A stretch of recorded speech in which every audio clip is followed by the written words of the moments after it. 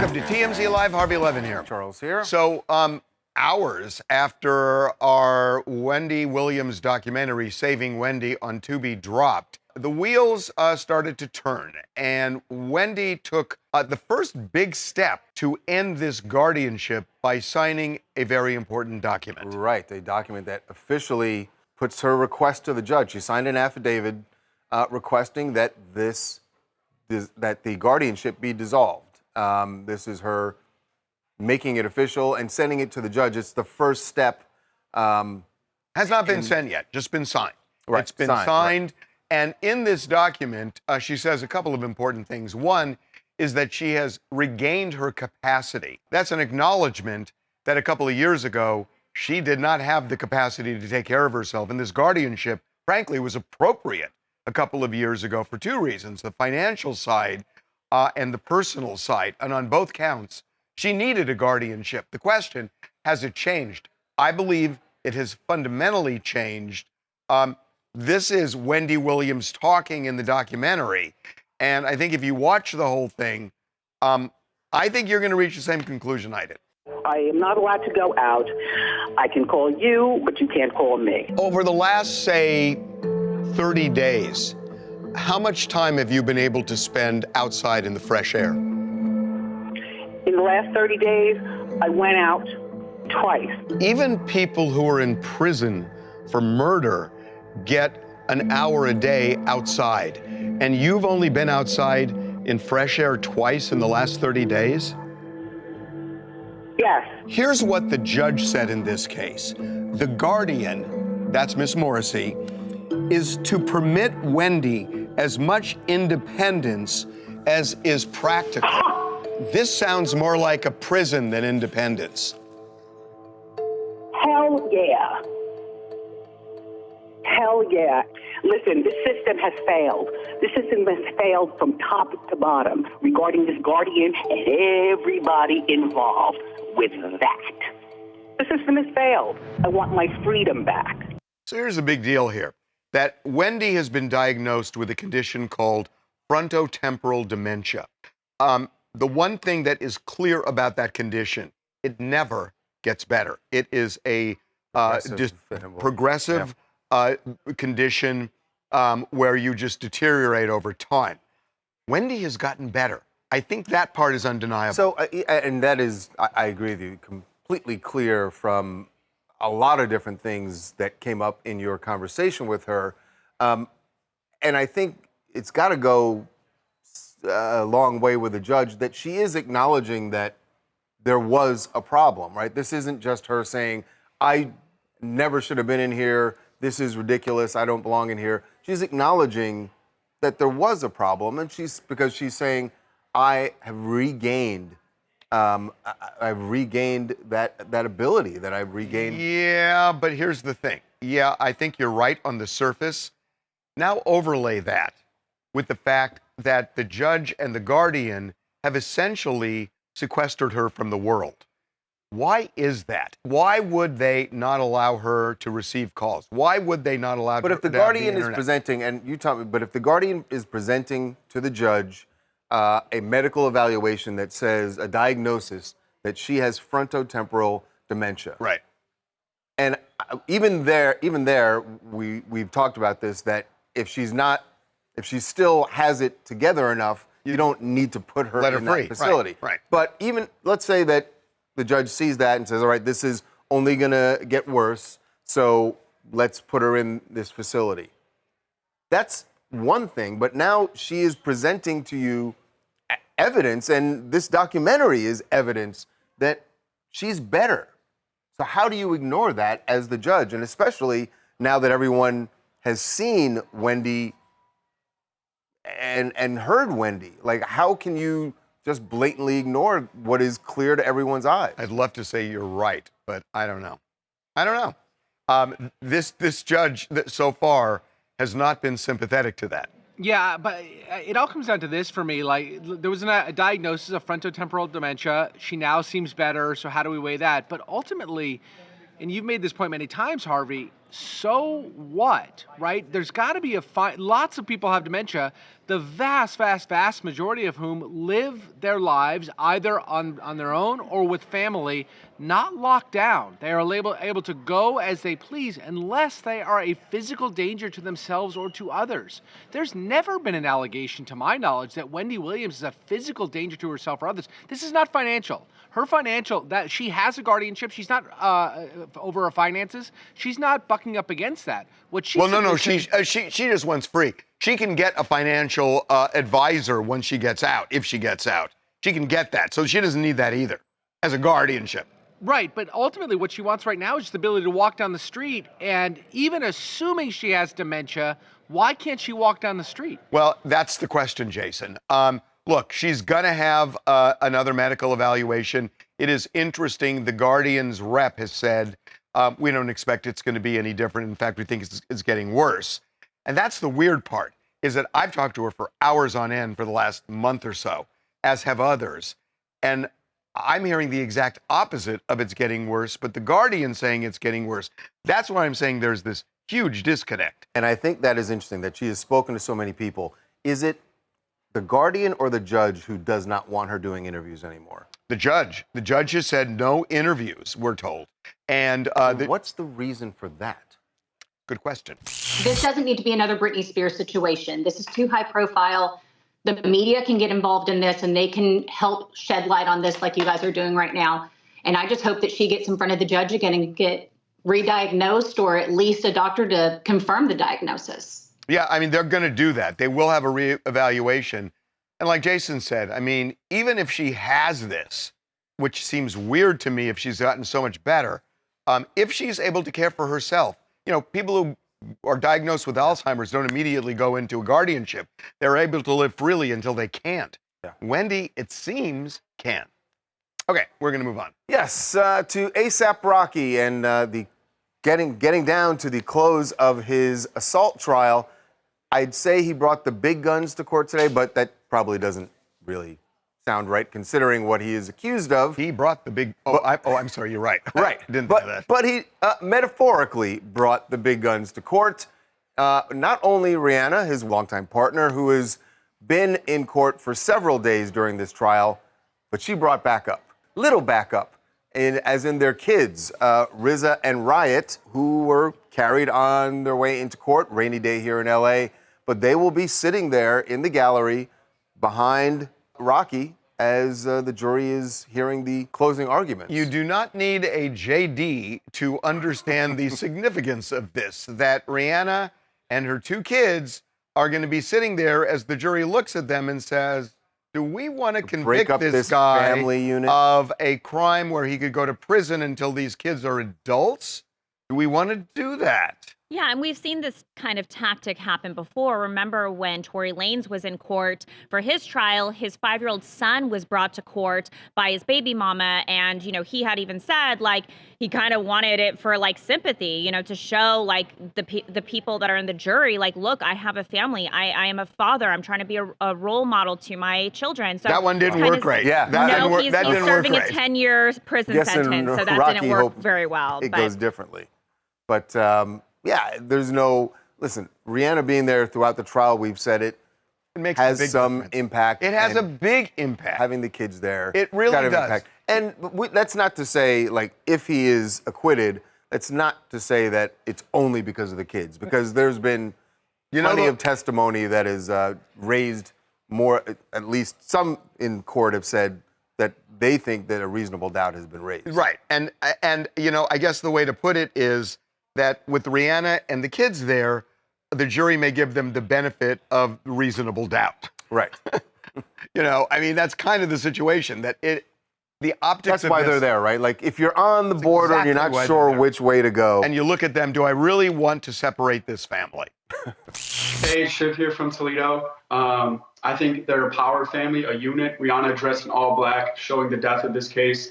They always have each other's back. The difference between Tory Lanez and this is that Rihanna and ASAP have always been together. I've always seen them on the news, like social media and the news and all this. So I just think that, like, this is a little bit different in this case, that they just have each other's back now. Yeah, I mean, they do. And tomorrow we're going to have their lawyer, or his lawyer, Joe Tecopina, on TMZ Live, and we're going to get into all of this. Okay, we're taking a break. When we come back, Blake Lively and Justin Baldoni. Yes, it is still going, and now she wants to go through his phone. Hand me that thing.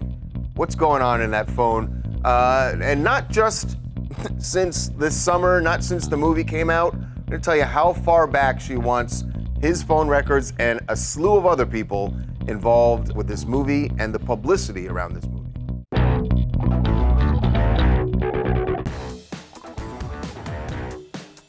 Blake Lively wants to go through Justin Baldoni's phone for... Even though they're not married. Even though they're not married, they're not dating, and yet she still wants to go through his phone because she believes that there is evidence there, evidence of the alleged smear campaign against her. This is part of her lawsuit. She's suing him for not only sexual harassment, but for retaliation. And I think that's the reason she says she wants to go through the cell phone to see if there are vindictive messages. Right, and I guess this started with the text messages that she already put in her lawsuit, the text messages between Justin's PR crisis team, where they said things like they were out to bury or destroy Blake's career. So she thinks there's more evidence there. So she has now subpoenaed 3 different cell phone carriers, AT&T, T-Mobile, and Verizon. And she wants to go back a long, long way. More than 2 years. So basically, since they started working on this movie together, and she wants the cell phone records not only for Justin, but his 2 publicists, Jennifer Abel, Melissa Nathan, the co-founder of his Wayfarer Studios, another crisis manager, and a producer. Revisit this whole thing we talked about a couple of weeks ago, about this is feeling less and less like a legal case and more like a PR case on both sides. Right. That yeah, I mean, maybe it shows that, but the reality is here that these are 2 people who ultimately didn't get along, disliked each other. Right.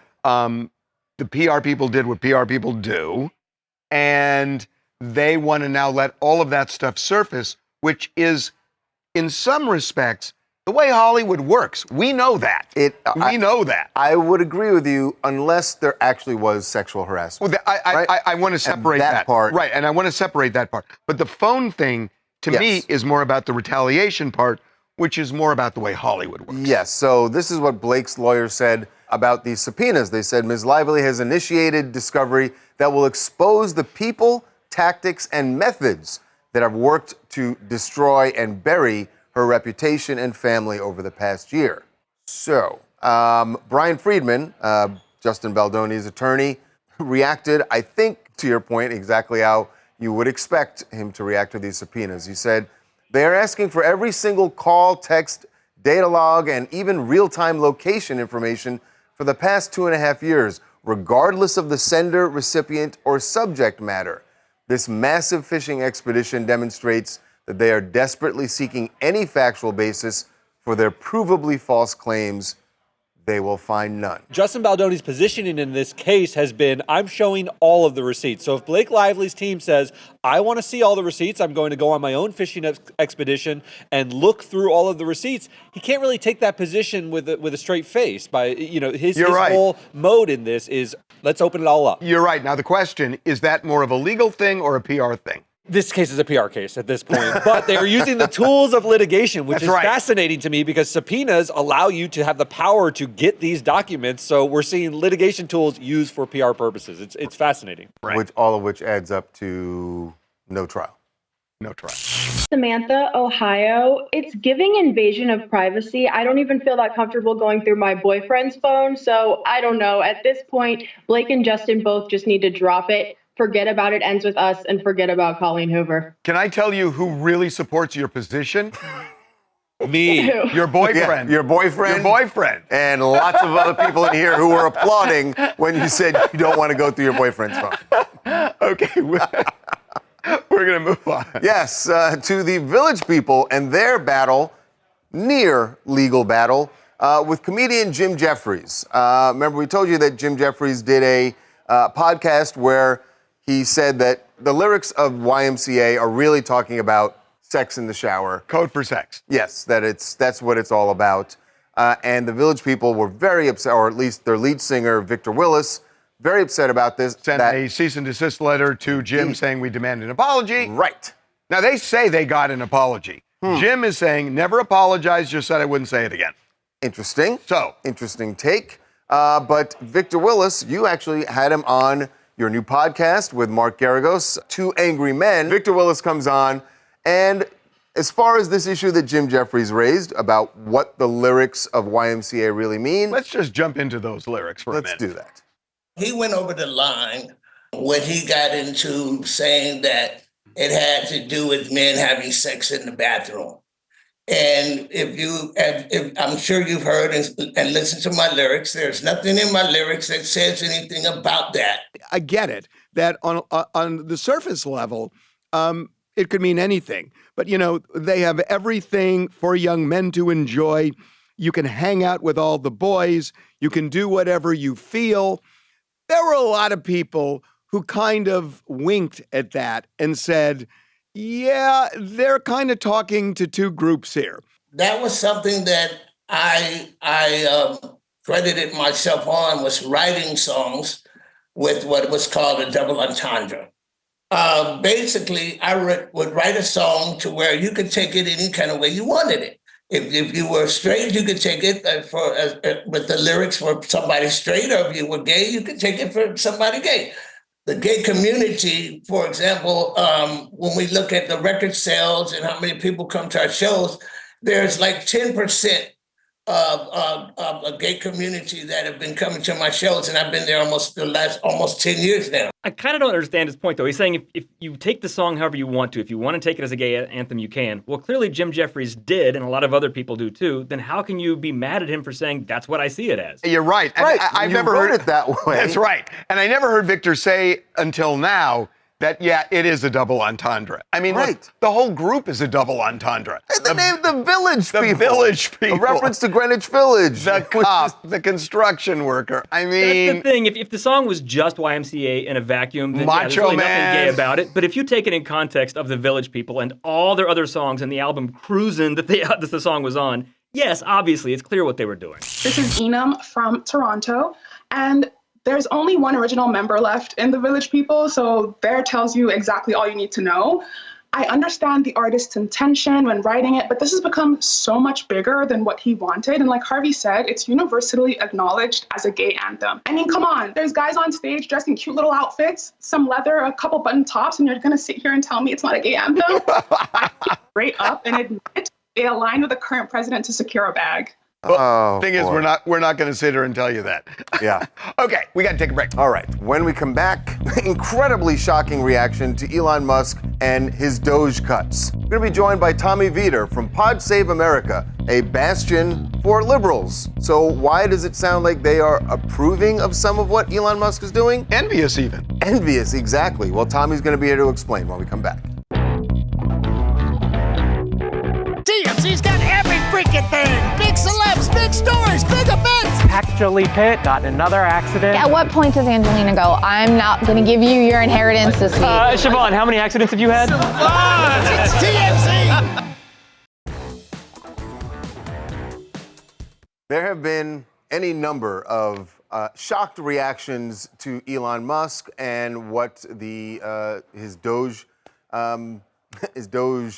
cohorts have been doing in D.C. There are a lot of people who feel... Some call them DOGE interns. Yes, they have been called that. And look, they're trying to make the government more efficient, and you would think that that's a good thing, but obviously a lot of people disagree with some of the moves that they have made, if not all. One of the more shocking, I think, responses to what DOGE is up to has come from the guys at Pod Save America, which... you know, if you listen to Pod Save America, and millions of people do, in the days after the election, I think they helped bring Democrats a lot of comfort, trying to figure out what went wrong. And now they're reacting to Elon Musk and the Trump administration's DOGE. This is what they had to say. He is moving so fast. They are doing a lot. It's not just the perception of it. They hit the ground running in a serious way. It's like genuinely impressive. We all know that the bureaucracy can be bloated. We all worked in the White House. We tried to reorganize the government. We tried to find efficiency. It's hard to do. And honestly, some of this is pretty annoying because it's some of the stuff we should have done. Right, yeah. Like, yeah. No. You could do some of this. No, you just got to talk Gen Z to them. You're like, I could dig these Doja Cats. Okay. That was horrible. That sounds like one you would have made, Doja Cats. I know it is. But that sounds like an endorsement of what Doge is up to. This is the opposite of what a lot of, especially progressive Democrats, are saying. They're condemning it right now. It's fascinating. So joining us right now, one of the Pod Save co-hosts, Tommy Vietor, who, as you heard him say, also worked in Obama's administration, and he's joining us right now. Tommy, welcome to TMZ Live. Thanks for having me, guys. Appreciate it. This is so fascinating to me. So can you kind of parse this for us where you are, the way I'm understanding what you're saying is that you wish you would have gone in there, even with a hatchet, but you wouldn't necessarily have lopped off what Elon Musk is lopping off. Yeah, so first of all, apologies for that joke. Doan should have had to hear that. So what we were saying, I mean, that's sort of a partial clip in a longer conversation. What we were saying is that every president goes in and tries to modernize the technology that they have in the government. When I got there, I had one of those gateway computers with a cow on it, right? Remember those things? And like there was no cell service. Yep. Right? Like the technology is shockingly bad. And we're sitting in the West Wing of the White House.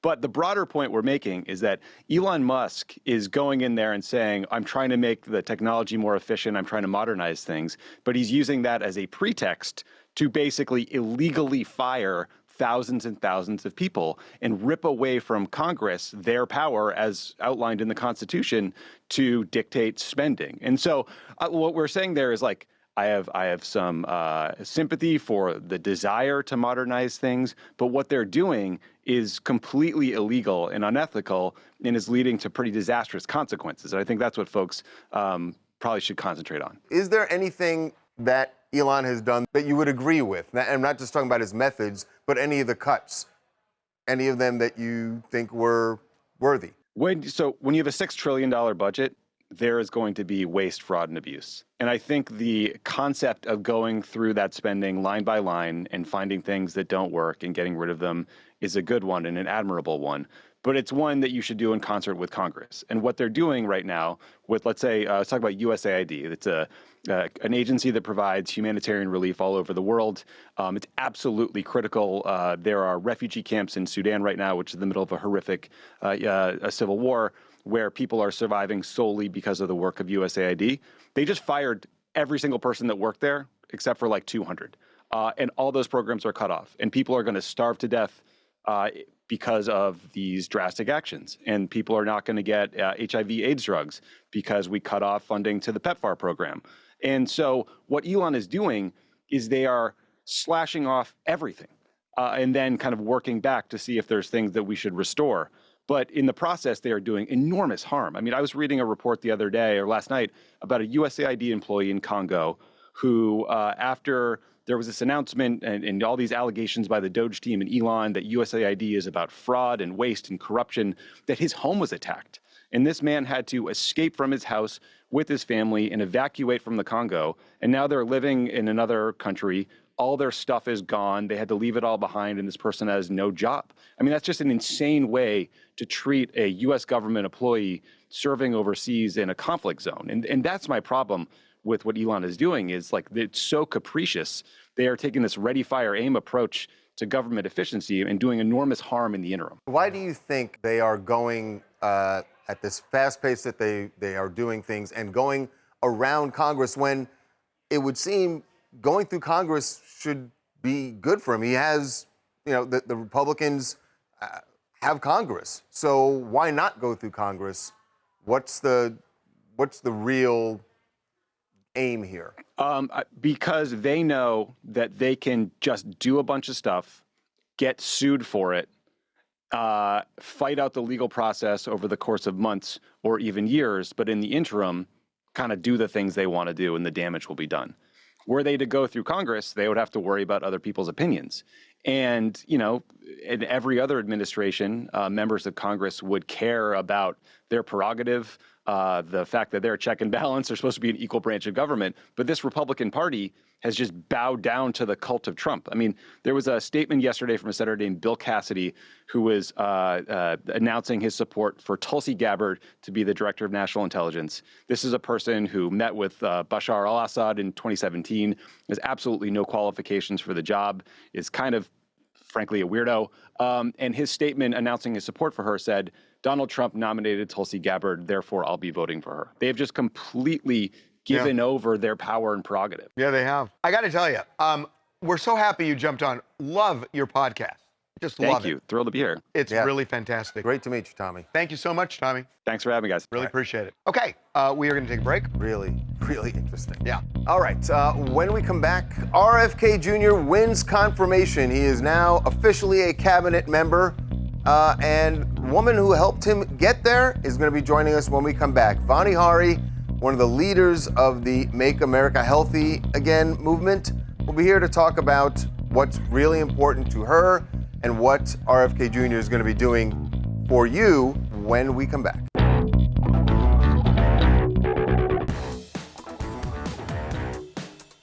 Well, President Trump has kept his winning streak going.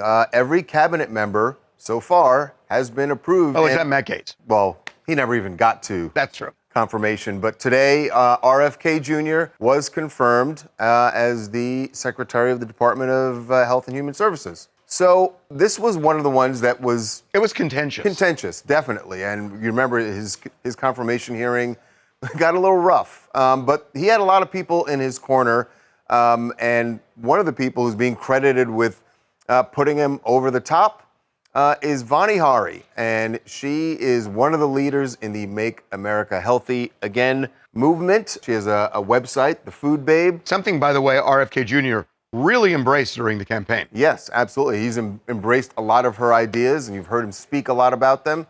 And she is joining us now to talk about what this confirmation means for you during the Trump administration. Vani, welcome to TMZ Live. Thank you so much for having me. This is so exciting. Well, we're excited to have you because, look, I'm going to declare openly, I think the idea of Make America Healthy Again is essential to the survival of this country and transcends politics. So good on you for what you've done. Now, the question, how much of an impact do you think you and your group had on this very contentious confirmation? Well, it was everyday citizens, the moms, the dads, the everyday person out there fighting for this change. We are fed up. We want our food system changed. We don't want these chemicals that big food companies are putting in our food here in the United States, but they've taken out for so many different countries. Companies like Kellogg's have made Fruit Loops here in the United States with artificial food dyes, but have figured out to make a safer, better version for the Canadians, for the Australians, for all of Europe, for the Koreans, and all the people in India. That kind of unethical behavior has to stop, and we are fed up. And that is why we are putting our support behind Robert F. Kennedy Jr., because he gets these issues. When I was able to give testimony at the Senate back in September, and RFK Jr. was in the room, he said something so profound to me. He says, if another nation was doing this to us, it would be considered an act of war. It's because our health is being decimated in this country. The rates of chronic disease are skyrocketing, and our life expectancy is at the lowest ever while we spend the most on healthcare. We have 38% of preteens ages 12 to 18 getting diagnosed with pre-diabetes when it used to be 0 in 1950. That's unacceptable. We have to do something different. You know, I think for the vast majority of Americans, they would not argue with you that unhealthy ingredients are being put in food, and that we need to correct that. What about the other things? What about RFK Jr.'s stand on, say, vaccines, which also affect moms? And, you know, that's been received in various ways in terms of what he's saying, what he's not saying, but it is controversial. So how does your group and how do you come down on that? I think the only reason he's controversial is because he wants to hold the pharmaceutical companies accountable. He wants to make them liable if there's any issues with their products, which is absolutely sound. If you look at any industry, every industry that sells us products should be liable for what they sell us and the safety behind them. Also, I think what's really important here is medical freedom, medical choice. Moms are tired of the government telling us what to do with our kids. We want the real information coming from our regulatory bodies and our scientific institutions that give us informed information so we can make an informed choice about what we do to our children's bodies. You said a lot about changing our food, the food industry, and as Harvey said, I think most people would agree with that. I'm curious, though, what your reaction was to a photo that came up right after Donald Trump won the election. We had a lot of conversations about this photo. He looks like he's being held hostage with a burger. I wasn't going to go that far, but yes, that is exactly what it looks like. What was your reaction when you saw the photo? And I'm sure you've spoken to Secretary Kennedy about this moment. What was going on there? I just have to say, when you're invited on Air Force Trump, you don't get to pick what you get to eat. Let me just tell you that, first of all. But second of all, I think what's funny about this is that, yes, they did eat that evening, but RFK Jr. has not been afraid to call what this is by its name, poison. And when you look at the chemicals that are, for example, in those fries that Donald Jr. is holding up, there's 3 ingredients in the UK. Here we have 11. Here we have a chemical called dimethylpolysiloxane, an ingredient you find in silly putty that's used as an anti-foaming agent here in the United States. But they figured out how to cook these fries without that chemical in other countries. Now, when you go look at the FDA literature on this chemical, it can be preserved with formaldehyde. That is a neurotoxin. That's something that shouldn't be in our food. And nobody's trying to take away anybody's McDonald's or their fast food. This is about making the food the same way these companies make it in other countries with less chemicals and safer ingredients. So why do you think they're not here? Money. That's money. So it is cheaper to use man-made laboratory chemicals in your food than real food substances. Those man-made like chemicals preserve the food. It can stay longer on the shelf. It can stay longer in the freezer when they ship it to different McDonald's locations. And it can also prevent you from changing out the oil as often when you use that anti-foaming agent. So again, it's all about the bottom line.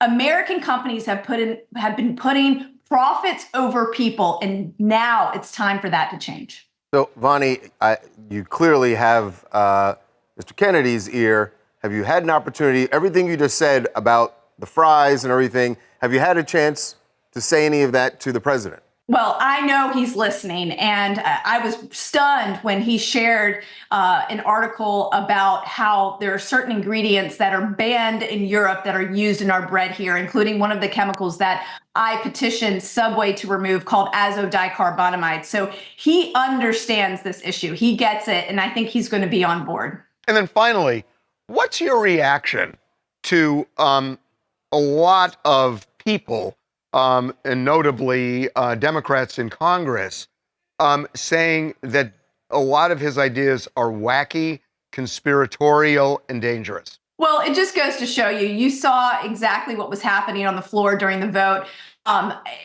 Literally, my jaw was wide open when I heard Senator Chuck Schumer advocate for the head of HHS being someone who is ex-pharma or ex-insurance. It was absolutely incredible. He was using that argument that we actually should have conflicts of interest in Washington. It's shameful that the Democrats voted on party lines and voted against humanity in this vote, and it's going to show next election cycle. Okay. All right. Well, we will see what gets done. You are an effective lobbyist. I have to tell you, you are a Class A lobbyist. Absolutely. Well, I appreciate it. No, I'm super passionate about this subject. I changed my health. I saw what food can do, and I just want that for every American. I don't want them to go through the suffering I did. So it's hard to argue that. All right. It's hard to argue that. Thank you so much, Bonnie. Really appreciate it. Thank you. Okay, we are going to take a break. All right. When we come back, big breaking news about Kanye West and his wife, Bianca Censori. How much longer will they be husband and wife? Not much.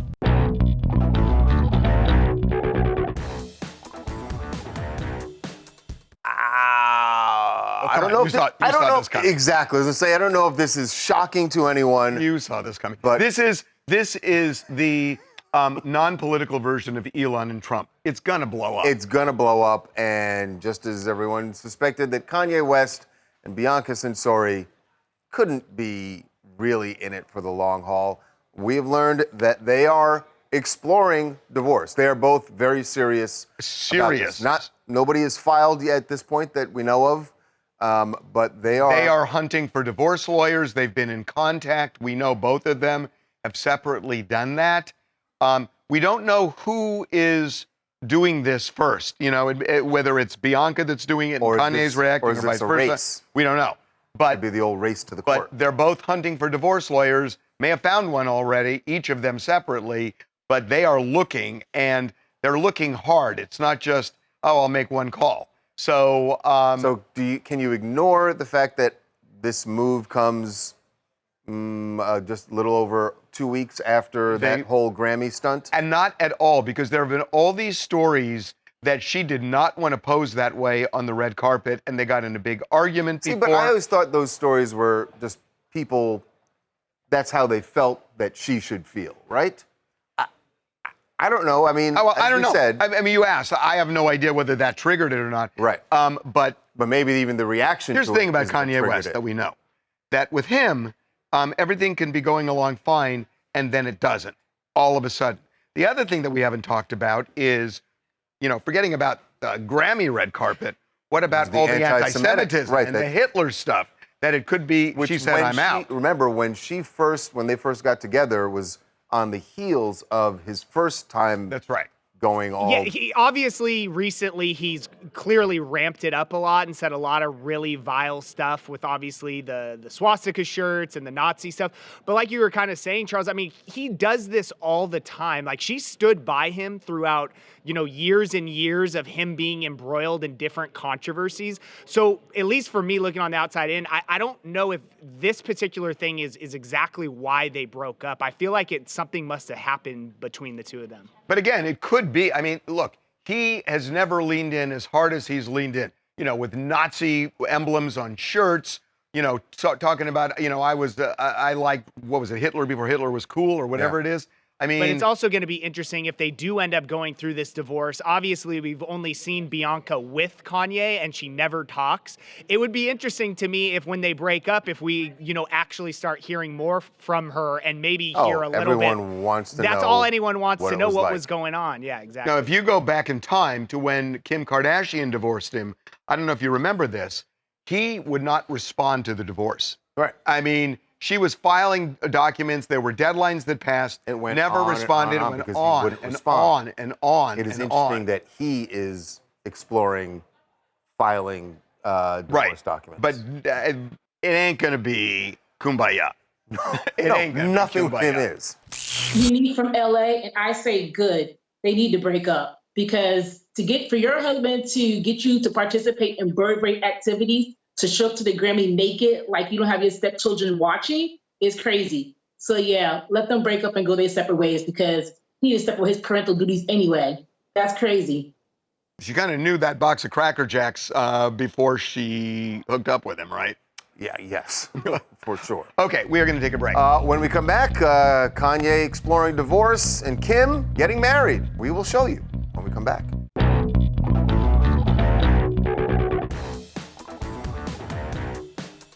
Okay, Harvey gave me a hard time in the break, said that I was deceptive. It was such a deceptive That was very piece. deceptive. I mean, you know, if Kim Kardashian were actually getting married, we would have done it much sooner than this point. Unless we just found out. Just the way we found out about Kanye and Bianca. That's true, but I think we would have done Kim getting married before. Anyway, she got married on the beach in a TV role. This is part of the All's Fair. The All's Fair series that she's shooting, where she is playing a character modeled after famed divorce attorney Laura Wasser. But apparently at some point she finds love because they were out on the beach filming this. Laura Wasser's single. Well, but Laura has been married. She was married once a long time ago, but she's never going to get married again. Maybe that's what Kim's going to decide. Or her character. Sorry. Oh, that ship sailed a long time ago, right? Okay. Anyway, it's part of the plot. This is going to be really interesting to watch. It's an all-female law firm, and Kim stars in it. Kim's Laura. So yeah, and she does have some acting under her belt already, and a lot of people felt like she did better in like some of the last seasons than people expected. So now with her kind of taking a main role in this, I think we're gonna be impressed. Anyway, congratulations, Kim. Hey, this is Lauren from Iowa, and congratulations, Kim. I think this is certainly another ploy for her to get a headline. Look at her. I mean, you know, she's enjoying the moment. The best thing about all this, honestly, is that her dress is beautiful. Yeah. How do they get the sand out of that gown? I know, that's kind of weird. It's kind of weird. Okay, it is that time of the week. Your favorite time. Tim is here with his rejects. All right, so have you guys ever participated in archery? I have. Absolutely. And how'd you guys do? So-so. So-so, Charles? Yeah, nothing to write home about. All right, well, you'll like this. This is pretty impressive. So an archer, she is doing archery, obviously. She has a water bottle that's going to be dripped water, and she's going to take the bow and arrow. She's going to hit the water? And she's going to hit the water drop. Okay, that's... What? And right through the water. Tim. Okay, what? I can't even... Okay, well, okay. I can't even really challenge it. Tim, that's fine. Can't Next. see well enough. All right. Well, if you're into some indoor sports, I've got something for you guys. Indoor skimboarding. So usually you're at the beach and on the sand there and water, but you have a little jump, and it's kind of in a little mini pool. Not really a lot of space to operate. Can I just say, what is... You need to redeem yourself for the last Wow. one. All right, so over the weekend, Super Bowl, you have people over, you have food, party, you got the spread, sandwiches, chips. Well, this family here had a big spread and was trying to take it down to the basement. Okay, that's funny. Now that's Party funny. over. Tim, if I have a question. If that were your house and you did that, yeah, would you scoop it up and eat it?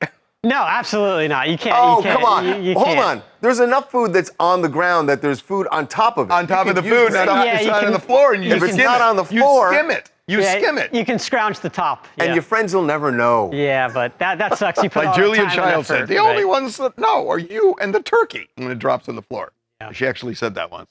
It's a very famous thing. Thanks, Tim. See ya. You know what? The sad thing is Harvey doing a Julia Child's impression was better than Tim's rejects. Sorry, Tim. That is really sad. Okay, we are taking a break. All right, when we come back, a piece of Britney Spears history going up for sale. Don't bust out your wallet just yet. This one's gonna cost way more than a tchotchke.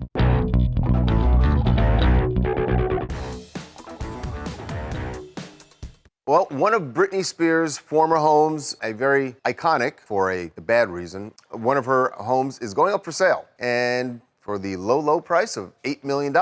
You probably don't remember in the daylight. You may remember it at nighttime, because this is the house where the infamous moment where Britney Spears was first committed for an involuntary psychiatric hold, where she was taken out on a stretcher. This is the house where that happened. And this is where the conservatorship really began. Do you think that helps or hurts the price? Yeah, Britney Spears was involuntarily committed. I don't think that's going to be in the real estate description. You don't think they're going to... No, I don't think No, it's they're not going to be written in the description. You don't think the realtor mentions Britney Spears lived here?